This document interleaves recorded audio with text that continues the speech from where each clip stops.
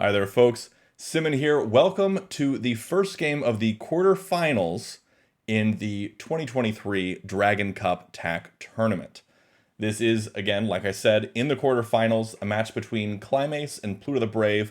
Klimace has already had a huge upset in this tournament by defeating the number 3 ranked player Tones. So let's see if he can continue that streak up and take out another higher ranked player in the top 10, PlutoTheBrave, after Klimace has just recently played in his first beginner and intermediate tournament. So big improvement here from Klimace, and he's showing that yeah, he can battle it out with the top players. So really excited to see that. Klimace is going to be in white, PlutoTheBrave in black. The rules for this tournament are very similar to the Transatlantic tournament.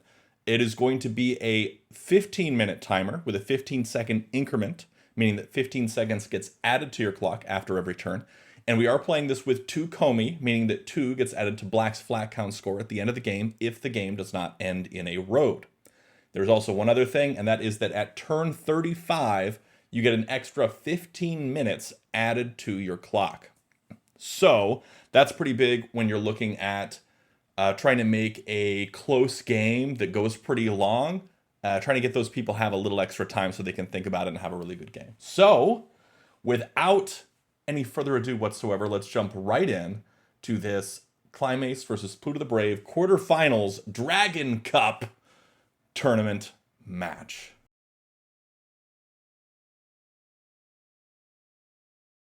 All right, we see the A6 right away and the F1. All right, so opposite corners here. Klimace going into that knight's opening. PlutoTheBrave does a little bit different things in the opening here than a lot of people. I know he likes this sort of staircase pattern that hasn't been used very much, but we see countering with the C2 and then white immediately going up. Another sort of like knight move up from there, but really just getting into that center control and cutting black off from the ability to go for that vertical using that that flat they just placed, but staying far enough away that it's not creating a situation like playing at C3, which would have made black almost automatically drop a capstone there at D3. It's a really interesting approach to that, and I kind of like that. And I haven't seen that too much or haven't noticed it or realized it as much as just now, but that I like that. I like that play there because it does do the same thing, keep it a little bit more open, and doesn't invite that capstone in, which I think is really nice. All right, black taking their time here. Pluto is really taking some time on this move, and it's move number 3. I mean, you want to save that time for a much later move than right now. He's almost down to 14 minutes on the clock. They've got a 15-second increment here. This is where you want to be playing quicker. Like, Klimace has 40 extra seconds on the clock because he's been playing quick enough. And this is where you want to do that. You want to be playing these moves quickly so you can build up that time to use later on. Now, this is where, as white, I'd like to drop a capstone. Probably at D3. C3 is also okay, but I think D3 is a little bit better. But I wouldn't want to drop a flat here. Either place you drop a flat, capstone's going in the other one, either D3 or C3. So you want to drop a capstone, and there's potential that black will drop their capstone as well in one of those opposite spots. But either way, you want to get that capstone down right now, is my guess. Getting that early capstone can really give you a nice boost to your position, but not going for it, not playing in either of those spots, playing a flat over to the side at B4. This working towards that horizontal threat of white. You will need something there at D3 or to go above it around D5. This also opens up an area for the vertical as well. If you want to go through the middle, sure, but also on the left-hand side to the left of that C2 flat. It is sort of non-committal. It's saying, all right, this spot is opened up now. You play there first. I'll drop the capstone after. Oh, black drops the capstone anyway. This is where I would have expected white to have dropped the capstone at d3, but now let's see if white drops it at d3 after black has already used their capstone. Taking a little time here. I feel like getting a capstone out before black as white is a really strong move and can really help your game, especially in the early game, but also can help you later on in positioning. That first capstone, getting that early, can really, really help you out throughout the whole game. And we do talk about that in the capstones video of TAC University. All the guidelines around it. This one follows quite a bit of those guidelines, that placement.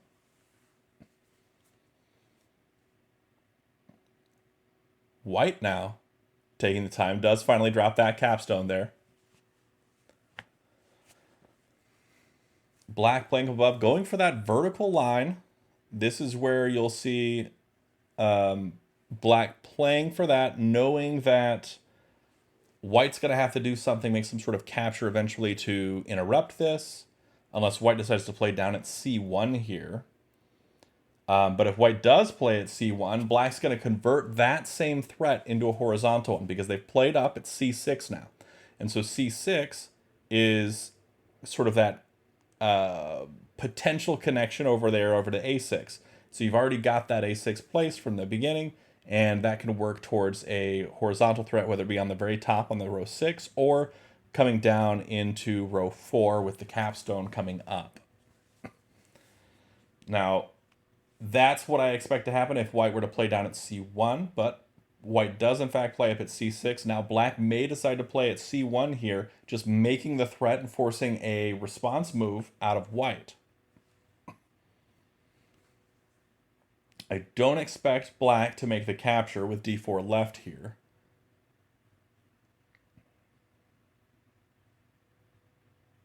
That gets recaptured by b4, but then black's capstone can come up and have a little more power, but it does sort of get white's capstone free. So white does come up with that cap. Black dropping the capstone here. White dropping the wall, saying, I'm done with your vertical threat. I don't want it. Black doesn't want the vertical threat either. But white has a little bit more flexibility here to go around that wall. And the reason is white has the flat on b4, which stops black from making that same route around that white wall. So white has a little bit of a better spot here, being able to play around, go for that vertical still. Neither player really has a shot at a horizontal at the moment, simply because the each player is going for vertical on either side.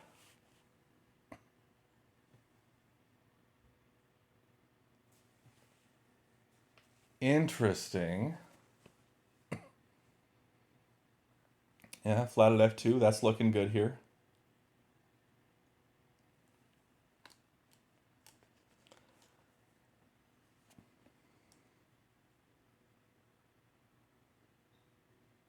f2 goes for that vertical line, but stays a little bit further away from that wall.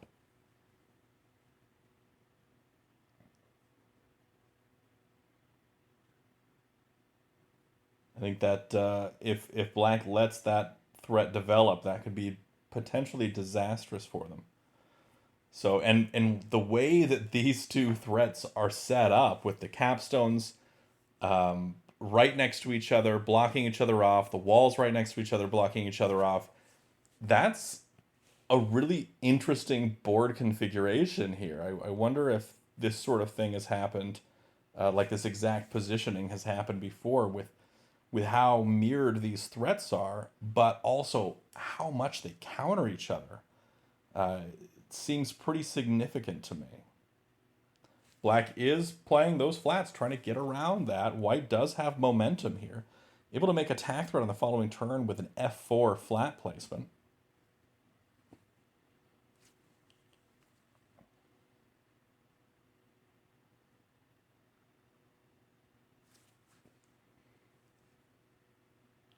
Some interesting plays here. Black's going to have to do something about white's threat, whether it be placing somewhere like f4 or e3, or maybe even dropping yet another wall at like e2 and capturing over there. Not sure what's going to happen here, but white's in a good spot. Black's just slightly behind in terms of positioning, I think. I like white's positioning better. Black's a little bit tighter here, in that their pieces are more concentrated, I would say. But we also note that black is down about 2.5 minutes on time.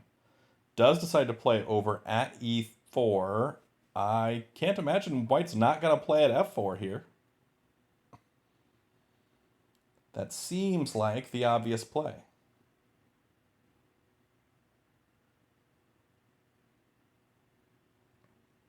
Able to continue that threat. Yep, does go for that. Now black may decide to play up at f5, may capture onto f4. It's tough to say. May decide to drop again something down at like e2 to mess that up, but is a tough position here for black. Black's got to be playing over on that other side of the board, away from his own pieces, just purely defensively at this point.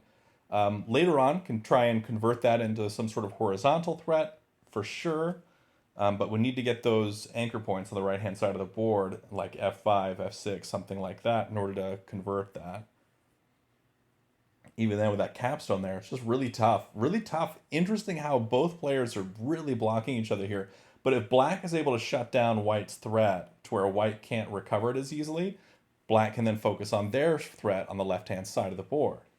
Because right now, both players are pretty much stuck with their vertical on their own side of the board here. It's wild how mirrored this board is.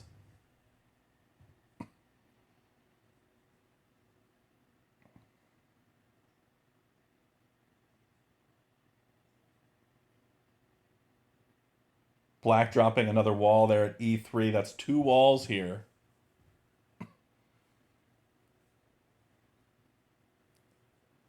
This is where white may decide to play up at f5, make the threat, kind of invite that wall capture over.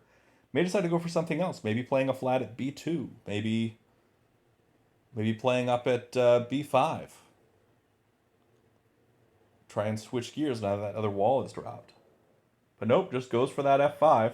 The f5 does work again for that that horizontal play as well. So I like an e5 placement here from white, now that that wall has come over and cut off that f line. e5 works in that it still plays for the vertical threat, but also is playing for a horizontal later on down the road. Makes that connection. White would still have to, in order to go for the vertical, would have to play down at e3 and e2 in order to get that to be an actual threat. But doesn't seem like that bad of an option here.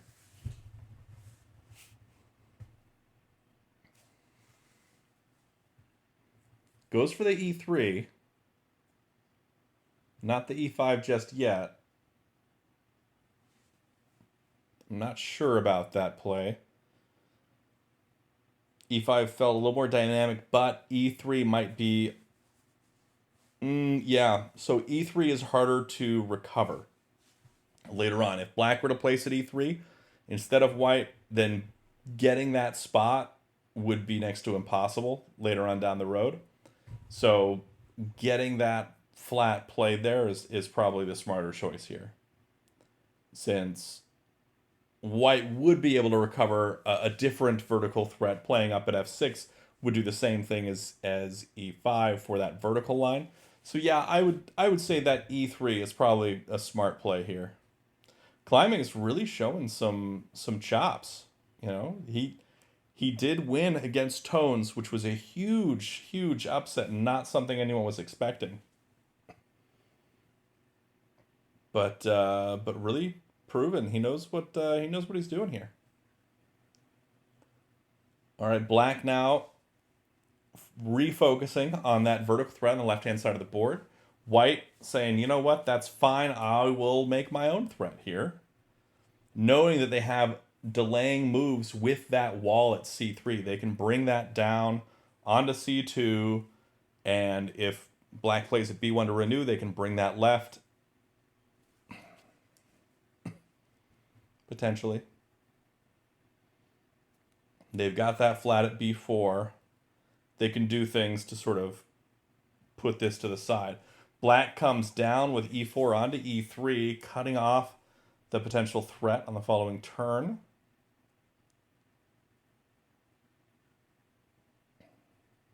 This is where white is going to be more than one move away from a threat here. It's going to be a couple moves behind on momentum from black, so white may decide to play something a little more defensive here, maybe up at the top, maybe b5.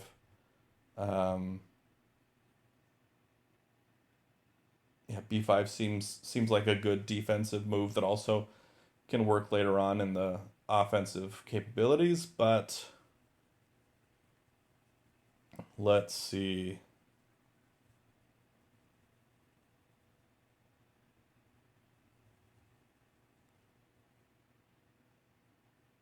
White is still about 2.5, little less than 2.5 minutes ahead on time as well. Something to be careful about, got to keep in mind how much time you're taking on these moves. It is always a shame to get to a point in the game where you guys are really neck and neck, but one person is just way ahead on time, and then you're like, well, how am I supposed to win when I've got 15 seconds on the clock? And then you lose on time, and nobody really likes to lose on time, and you don't want to win on time either. I have won on time a few times, and it's not as satisfying.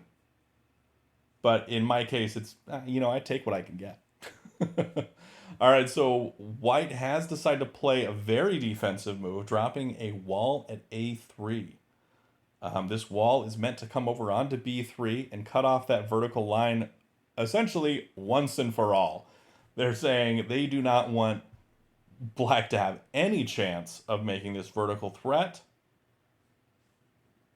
So even at this point, even at move 16, this game already looks like it's going to end up going to flats.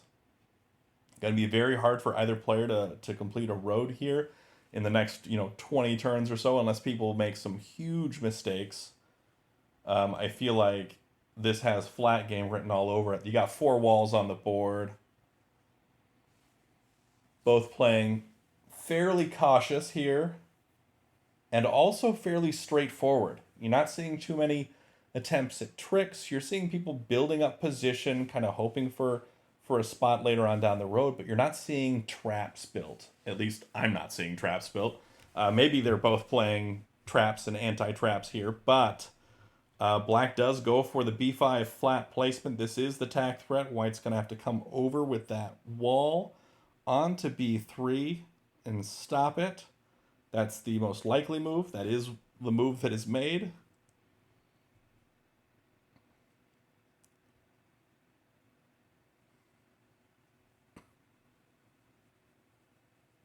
Now, black, what do you do here as black? Do you attempt to build around that wall on the left-hand side, or do you get some more pieces over on the right and go for that horizontal up at the top?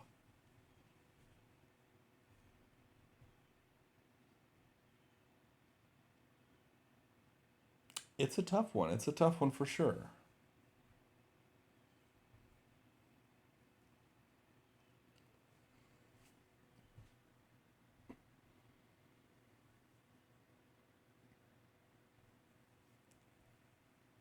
Black down by 3.5 minutes now, and neither player has much option for roads anytime soon.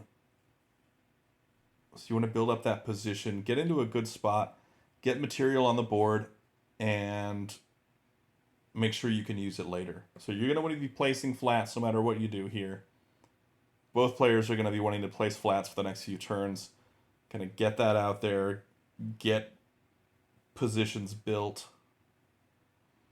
Don't want to be making captures, especially not flat-on-flat captures. And we've seen one flat-on-flat capture so far.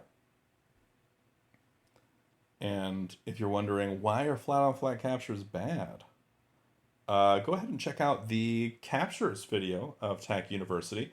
That can give you a little bit of an idea. I go into a little more detail there, talking about the dangers of captures. If you come from a different game, like maybe chess, capturing is great and you want to make those captures, but that's because that permanently removes that piece from the board. And when you're talking about TAC, that piece is still there and it can be liberated and used against you later on because it is actually captured, not killed from the board here.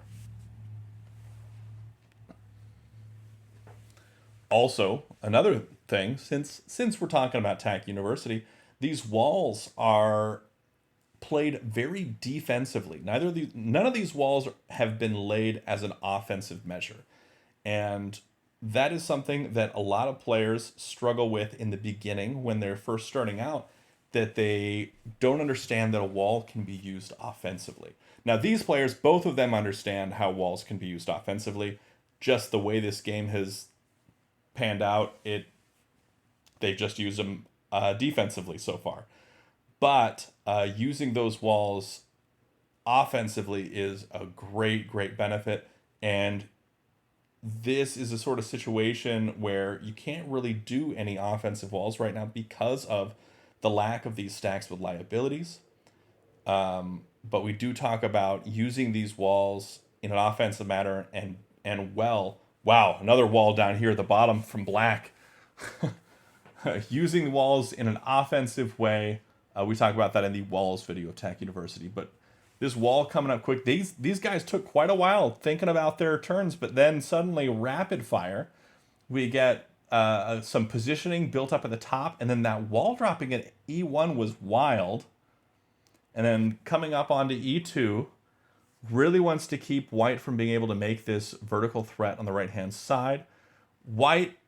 I don't think white is thinking about throwing that capstone right onto F4 to make the hard capstone and then smash on F3 for the road. I don't think that's what's going to happen here. I don't think Klimace is planning that. There's just way too many ways to shut that down. It just doesn't make any sense to do that without if you're not going to sort of get Tinue or even a significantly better position after the fact. But we do have now that F6 flat placed, building for that vertical road, making it so that wall is essentially pinned. Can't go left, even though it wouldn't go left anyway to self-capture. But it's in a position now where, let's say white were to smash down on D3, then white's capstone could throw right onto F3 and make that smash road. Oh, actually, that might be what he's going for. Yeah, I think that's what he was going for. He was going to smash down at D3, which would have threatened a vertical road with D1, D2, and then D5, D6, and then coming left with that E4 flat onto D3.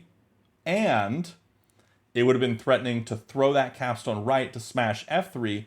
That would have been Tinue had black not moved that wall on that turn. So that was a smart play by both players, honestly, by Klimace for setting up that trap and for Pluto for spotting it. And maybe that trap was being set up before I noticed it on that turn, and maybe that's why we saw the wall down there at E1 and things like that. That was all planned for a while. So yeah, that was a fun little trickety trap.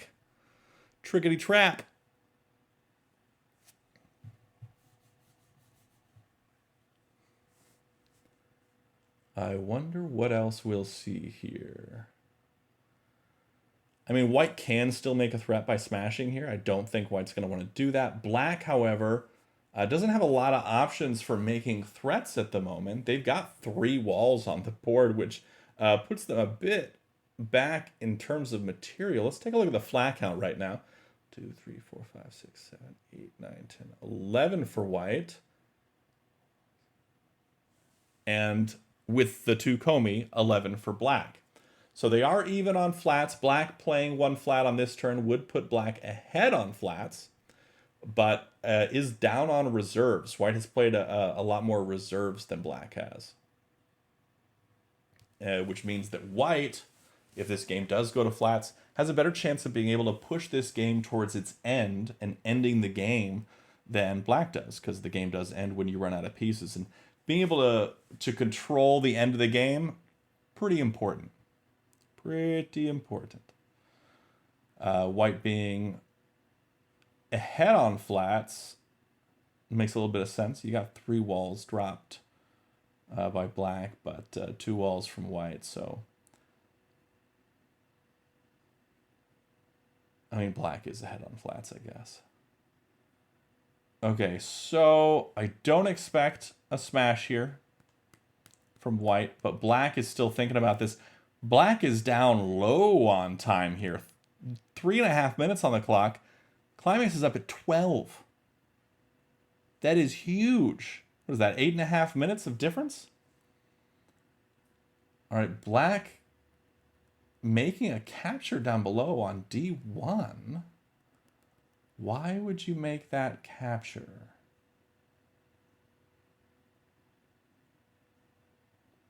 Am I not seeing a threat that was happening or something? There may have been a trap that I was not spotting, but interesting play. That C1 right, I don't understand it.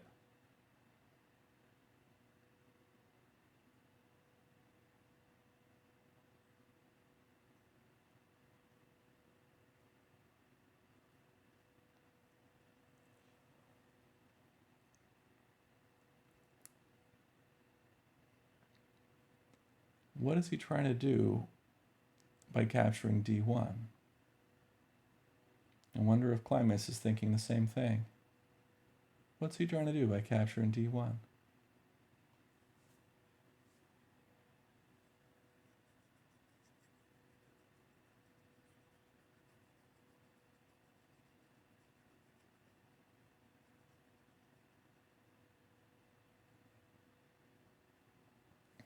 You can't be going for a horizontal at the bottom. Got no anchor point there on the right-hand side. He already had the anchor point for the vertical down below. Maybe just a defensive move. Maybe he's trying to bait out D2 minus.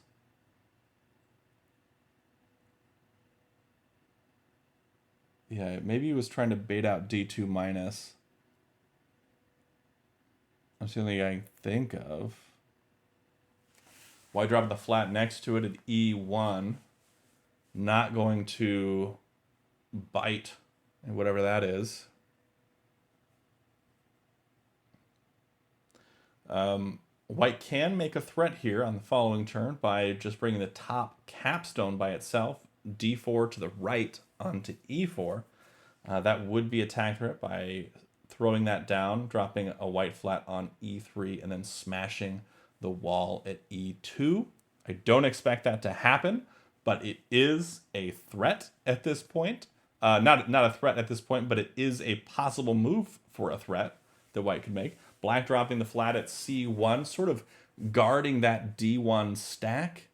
Not going to be able to let that go so easily. We'll have to have some sort of stack work for it if that's going to be the case.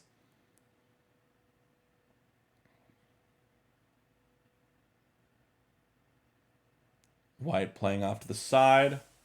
Not going to let black go around that wall or go for a horizontal on the bottom of the board here. Black more likely to go for a horizontal at the top of the board. That E3 stack there can move right onto F3 and throw up to the top at f5 if needed. But first you got to get something on that D file because there's nothing there. And that capstone's guarding that line as well. White continue to play off there to the side. At a3, I don't see any way for a horizontal threat to pan out there for white either.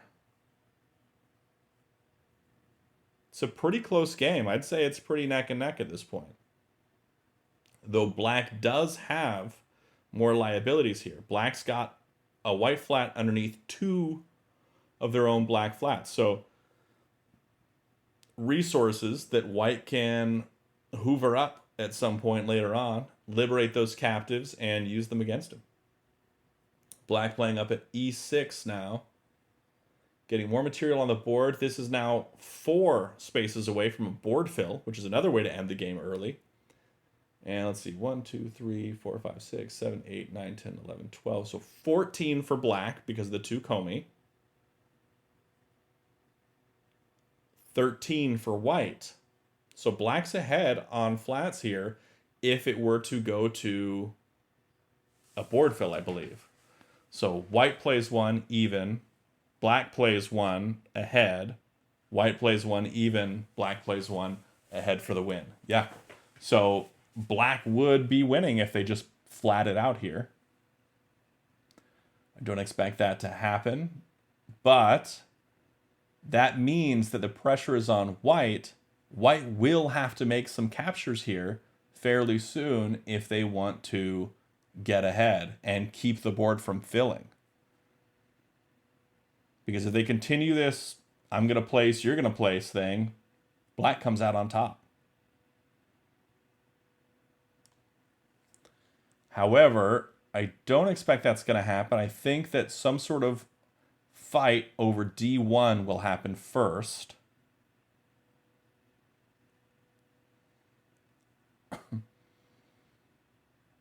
That leads to a stack war and probably another wall dropping to recover that stack. But it might be what white needs here.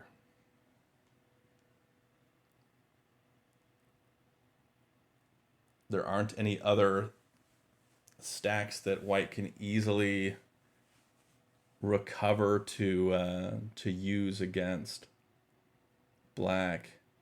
And you need those stacks to get ahead on flats because you need to make positive flat count differential moves. Now, dropping a flat is a +1 move because it brings your flat count up by 1. Moving a flat onto an empty space is a 0 move. Dropping a wall is also a 0 move.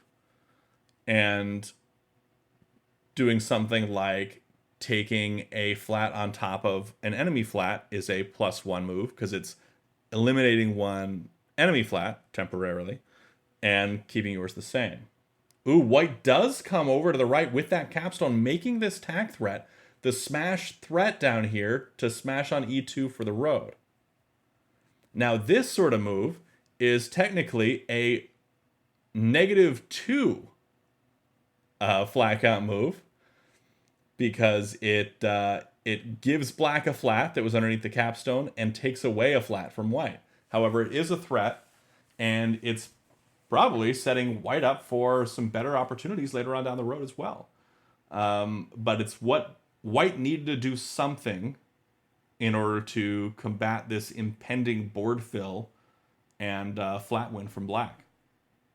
But we do talk about these flat count differential moves, or FCD moves. When I talk about these +1, +2 moves and things like that, we talk about that in the FCD, or flat count differential video of TAC University.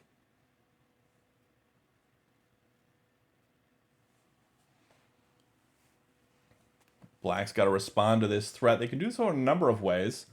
One of those ways is bringing that wall over, just like that.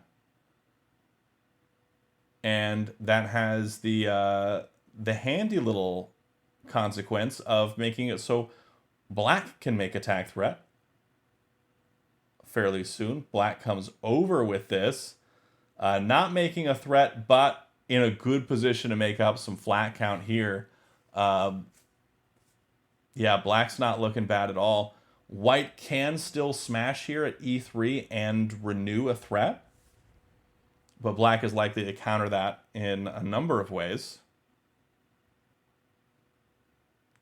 But the game has just gotten really interesting, folks. Really interesting.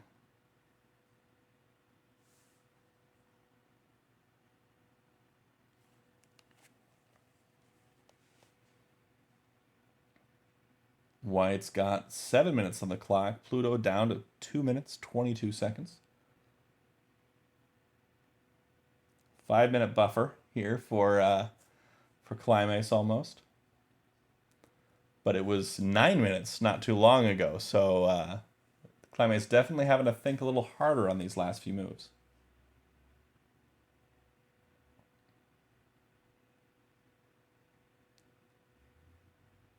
That smash might still be a good option. He can bring the wall or the capstone stack all the way over onto f4 and threaten a road as well. But I don't think that's going to be as good. You got all those walls there. He does go for the smash. I think that's a perfectly fine play. It can get countered a number of ways by black here.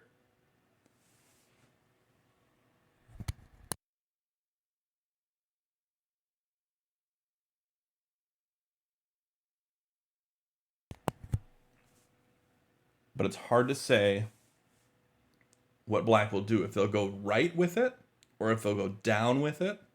I'm thinking that capstone's got to be moving. That's going to be what's going to happen here.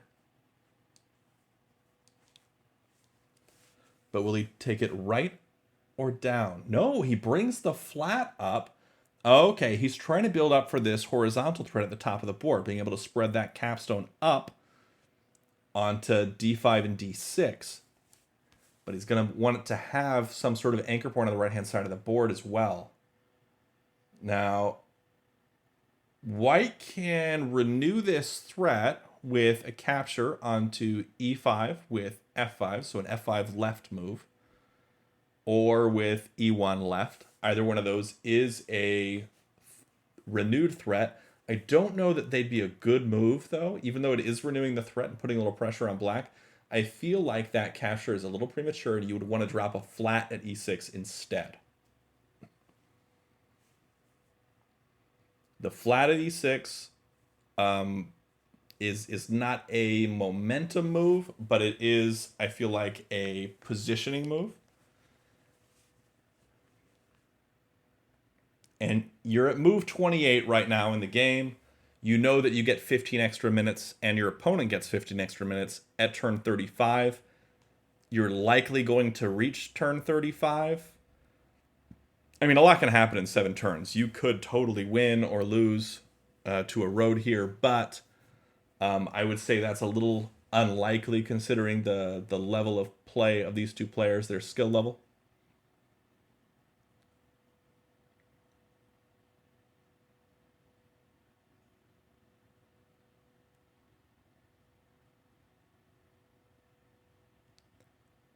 So we see... What do we see? We see black coming up, but not with the whole stack spread, just a little bit of the stack spread here. Now, will white take e6 right? That's the question. That may invite another wall.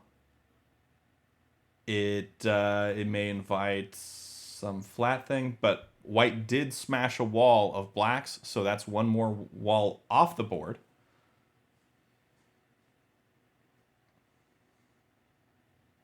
That is the negative point of smashing your opponent's walls. While it may give you a better position, a more clear ability to make a road, it does also remove a wall of their own, which can make it easier for them to win on flats, and also can make it easier for them to make a road, because those walls are impediments to both players. Black currently not making attack threat, but able to make one on the following turn. White dropping a flat at c4, I'm not sure what that does for white. Because if white wants to capture up onto c5 to stop a threat, for example, c6 can just come right back down. This may be a ploy for a horizontal threat. So this is where I would expect e6 to come right now that black has played up there, making that horizontal threat. White's got to stop it, and the easiest move and the most intuitive one is probably e6 to the right, as that also creates white's tack threat at the same time.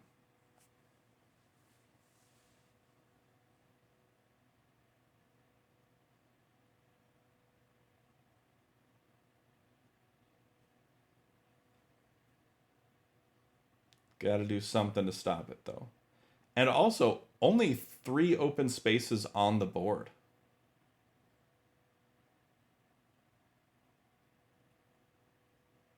You got 15 flats for black because of the komi, 13 plus 2.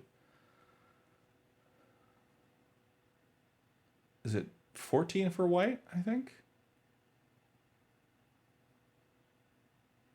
Yes, 14 for white. So 1 down. Ooh, white throws that capstone up. I think I know what they were trying to do. They were trying to make it so they could make a horizontal and a vertical threat at the same time. But black had the momentum there and was able to make that threat before they were able to set everything up. That's why they played the flat at c2, or at c4, for example. I think that's what happened here. Kind of interrupted the plans, having to make the move too quick. I'm surprised not to see the e6 right, and I guess white saw that it would inevitably end up with a wall there and then taking care of that f line, and you don't want that to happen. But this is currently not a threat from white.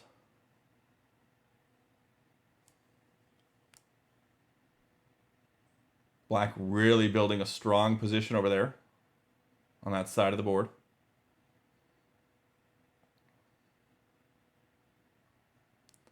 White can renew here by placing at e3, and they do so, but that is a tricky spot because of the potential for board fill. So black captures over to stop that road threat.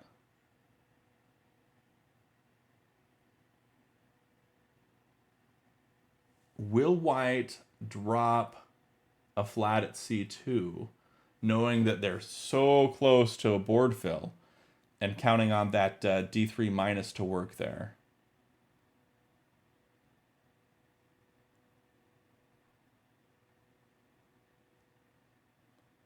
So black's at 15.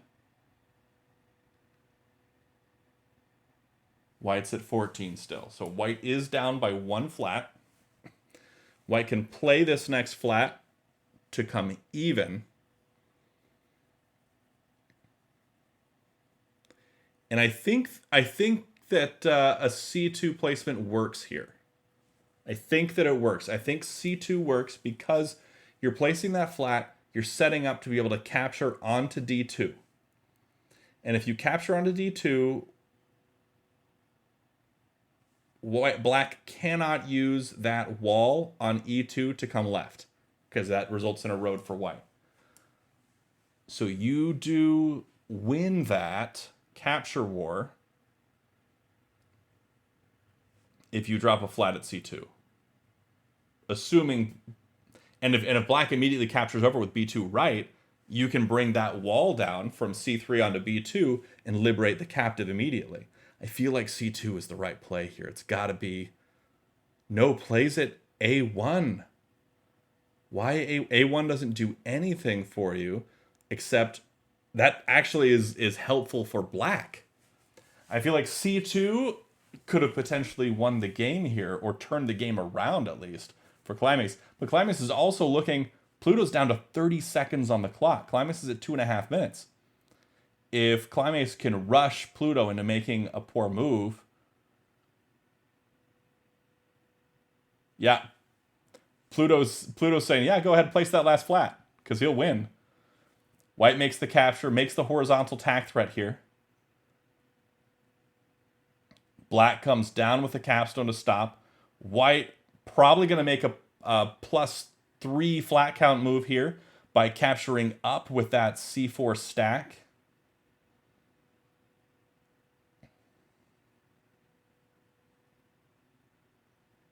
Yep, the spread happens.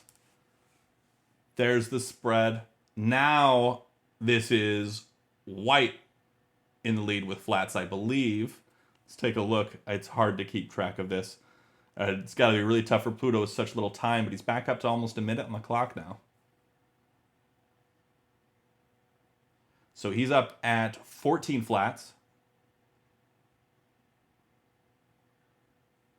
And white's at 14. So white's ahead because white can place a flat right now. It's a good place to be. Good place to be.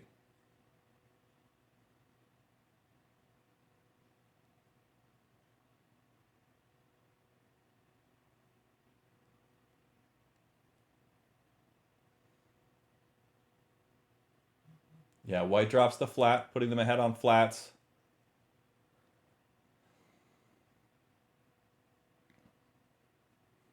Not as much of a threat of a board fill anymore, but black drops another flat. If white plays a flat here, I believe that's offering a draw. So yeah, white is... So black's at 15. Yeah, white is at 15. So they're both at 15. If white drops a flat, black can drop a flat, and they'd both be at 16, and the game would be a draw. Now what happens in this tournament, in the case of a draw, which we haven't seen so far, is if there's a draw, and because these games are one-game matches, it's not two, you don't switch both colors. The way you finish a draw in this is you play another game with swapped colors. So if this draws, Klimace will play as black, Pluto will play as white. I feel like white can win this. I feel like white can win this.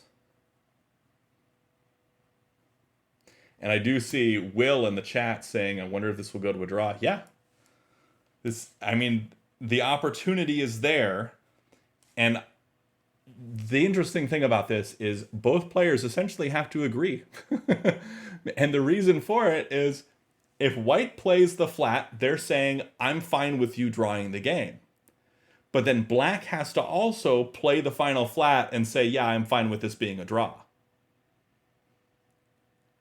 And so that's an interesting aspect of TAC, is that some of these draws are set up in such a way. Oh, and white's offering the draw. White played at B1. If black drops at E4,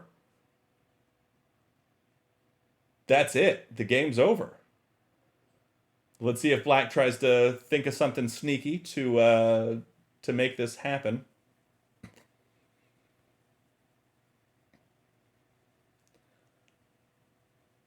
He'd have to make a capture. Black would have to capture something in order to keep this from being a draw. But does he want it to be a draw? Or does he want to... Because, like, does he think that he'd have a better chance playing as white in a second game than he does currently playing as black? And they both have now played their turn 35, meaning they get the 15 extra minutes on the clock. So they've got plenty of time to think about this. White decided to play that move at B1 after already receiving all that time. Decided to play for the draw.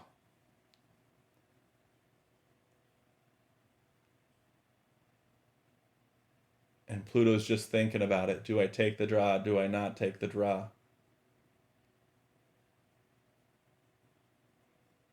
What could he do to avoid the draw that wouldn't end poorly? If he captures onto... Where would he capture?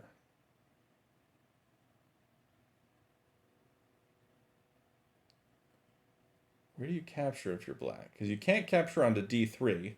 That just leads to the wall coming over and getting that. And then being able to do damage to you later on. You can't capture anywhere near those walls.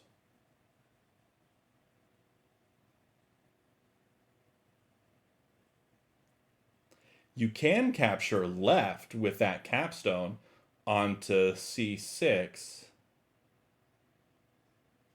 to set up for a +2 move. Yeah, bringing the wall left works, I think. 1, 2, 3, 4. So you got 2, 4. Yeah, so that stack is currently 5 high, so you can bring that over left and then bring it down 1 for a +2. And that would get you ahead on flats, and then you could try and force the board fill. But white's only got 2 flats to play. That is kind of a magic number as well. Having 2 flats, or 2 reserves left, it kind of gives you a lot of freedom and a lot of control over when the game ends. You don't want to have just 1 left, because if you have just 1 left, if you get stuck in a situation where you need to drop a wall and you can't, that's not what you want. But if you got 2, you still have that opportunity to drop a wall if you need to.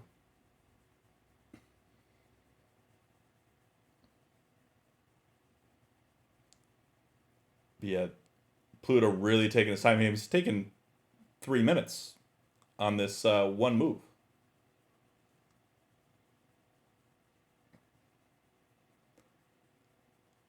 I think he's going to take the draw. But I don't think he needs to. I think if he brought that cap left, he could push this for a win. And I think if white had done a different move than place at B1, I think white could have won as well.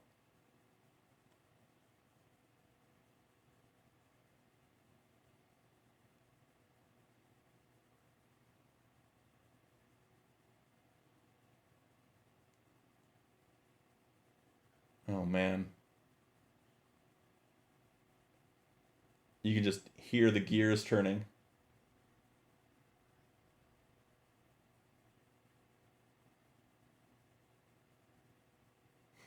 Will in the chat, will Pluto take the draw or try to go for a win?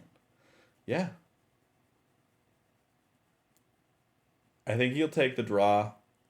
I think Pluto is a lot more confident in his white play, and he knows that he's potentially at a disadvantage here. White has a pretty solid position on the board. He took the draw. He played for the board fill. This is a draw, and that means that Klimace and PlutoTheBrave will play again with Pluto in white, Klimace in black to see who moves on to the semifinals. That is wild. Klimace putting in work, showing some skills here, beating Tones, taking Pluto to a draw. If Klimace is able to win on the following game, that's going to be wild. He's already destroyed everyone's prediction brackets. Nobody expected him to beat Tones. But, wow, well played to both players. I got to say, that was a great game. Very, very tight. Really, really fun to watch. I saw a couple moves that I was really confused about, but I think if white had dropped that flat at C2 instead of A1, this would have been a white win. I think it would have been a white win. I think Klimace had that game and kind of blundered it at the end, but yeah, it's good. That was a good game. I'm glad I got to watch it. But that is the first quarterfinals game, and I guess we're going to be seeing another quarterfinals game between these guys another day. They're not doing it same day. We're going to be seeing another quarterfinals game between Pluto and Klimace, this time with Pluto in white and Klimace in black, to see who moves on to the semifinals.